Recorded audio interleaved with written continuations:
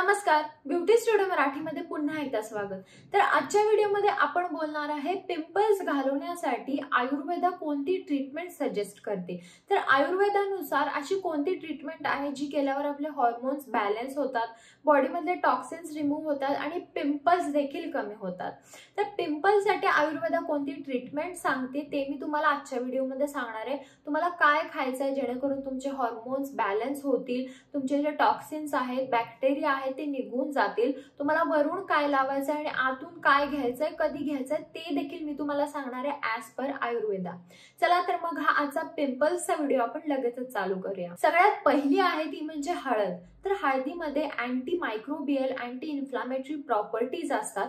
पण आयुर्वेदाप्रमाणे हळद कशी वापरली पाहिजे, तर तुम्हाला रोज सकाळी उठल्यावर थोडीशी हळद आणि पाणी म्हणजे हळदीचं पाणी तुम्हाला प्यायचं आहे। जी काही तुम्ही हळद वापरणार आहे ती चांगली असली पाहिजे। हळदीचा कलर देखील आजकाल हळद म्हणून विकली जातात, त्यामुळे जी काही तुम्ही हळद वापरता ती प्युअर असली पाहिजे, चांगली असली पाहिजे।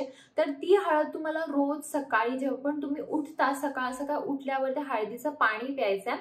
आणि दुसरी गोष्ट म्हणजे तुम्हाला फेस पॅक करायचा। तर हळदीच्या फेस पॅक साठी तुम्ही हळद नाही तर बेसन नाही, हळद नाही तर तांदळाचं पीठ या दोन्हीमध्ये कोणताही एक फेस पॅक तुम्हाला एक दिवस आड तुमच्या पूर्ण चेहऱ्यावर लावायचा आहे। तर आयुर्वेदाप्रमाणे हळद तुम्ही ह्या दोन प्रकारे वापरायची आहे, म्हणजे तुम्हाला हळद प्यायची पण आहे आणि फेस पॅक पण लावायचा आहे पिंपल्ससाठी। दुसरा आहे कडुलिंब म्हणजे नीम। तर कडुलिंब कसं घ्यायचं आहे, कडुलिंबची 10 ते 15 पानं घ्यायची आहेत आणि ती तुम्हाला पाण्यात चांगली उकळायचं आहे आणि ते पाणी तुम्हाला रोज सकाळी घ्यायचं आहे, गाळून घ्यायचं आहे। तर हे रोज सकाळी तुम्हाला कडुलिंबचं पाणी प्यायचं आहे आणि फेस पॅक साठी 10 ते 15 कडुलिंबच्या पानांची पेस्ट करायची आणि मुलतानी मातीसोबत मिक्स करून ही पेस्ट तुम्हाला तुमच्या पिंपल्सवर लावायची।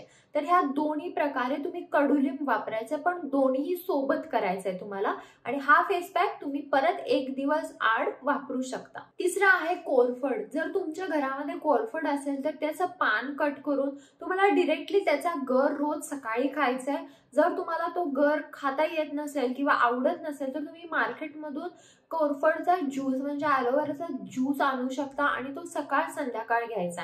आणि कोरफड जे तुम्हाला चेहऱ्यावर लावायचं आहे ते तुम्हाला डायरेक्टली जे आपलं फ्रेश कोरफडचं झाड असतं त्याचं पान कट करायचं आहे आणि तो गर डायरेक्टली तुम्हाला तुमच्या चेहऱ्यावर पिंपल्सवर रोज सकाळ संध्याकाळ लावायचा आहे। चौथी आहे तुळस। तर तुळस तुम्हाला रोज सकाळी 2 ते 3 तुळशीची पानं चावून खायची आहेत आणि आठवड्यातून 2 वेळा तुम्ही तुळस थोडीशी कुचकरून तुमच्या पिंपलवर लावून तशीच ठेवायची आणि तुम्ही एक 10 मिनिटांनंतर ते काढू शकता आणि वॉश करू शकता।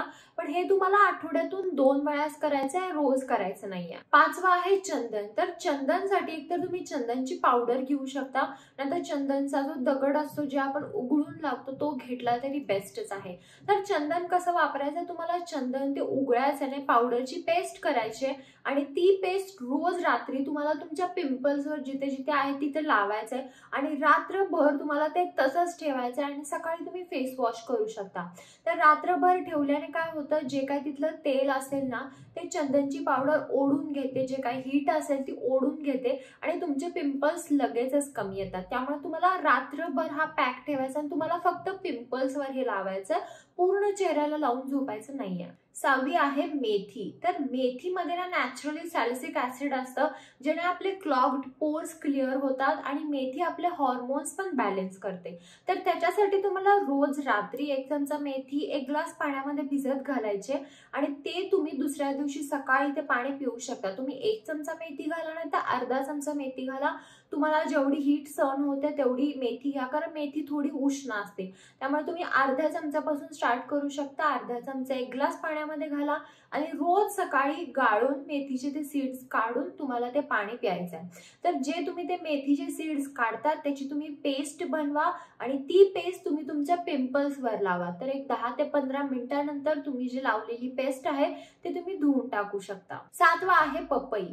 पपई ना भरपूर लोक बरेच जण खात नाहीत, कारण बरेच जणांना पपई आवडत नाही. पण जर तुम्हाला पिंपल्स असतील तर तुम्हाला पपई खावाच लागेल, कारण ॲज पर आयुर्वेदा पपई आपले जे टॉक्सिन्स बॅक्टेरिया असतात त्यांना काढून टाकण्याचं काम करतो. त्यामुळे तुम्हाला रोज थोडासा तरी पपई ॲज अ स्नॅक म्हणून तुम्ही कधीही खाऊ शकता, पण रोज थोडा तरी पपई नक्की खा. लास्ट आहे ते म्हणजे त्रिफळा. तर त्रिफळाचं चूर्ण मिळतं, त्रिफळा पावडर मिळते. तर ती पावडर तुम्हाला 1 चमचा घ्यायचे आणि तुम्ही अर्ध्या वाटीमध्ये ती पावडर घालायची, व्यवस्थितपणे मिक्स करायचंय आणि ते त्रिफळा चूर्णचं पाणी तुम्हाला घ्यायचं. तर हे जर तुम्ही रोज त्रिफळा चूर्ण घेतलं तर एक हर्बल मेडिसिन म्हणून काम करतं आणि तुमच्या बॉडीमधले सगळे टॉक्सिन्स बॅक्टेरिया निघून जातात, पोट साफ होतं आणि पिंपल्स देखील क्लिअर होतात. त्यामुळे त्रिफळा घ्यायला विसरू नका, त्रिफळा पण नक्की घ्या. तर ह्या होत्या काही पिंपल्ससाठी ट्रीटमेंट आयुर्वेदाप्रमाणे. तर आयुर्वेद ह्या सगळ्या गोष्टी तुम्हाला घेण्यासाठी सजेस्ट करतो.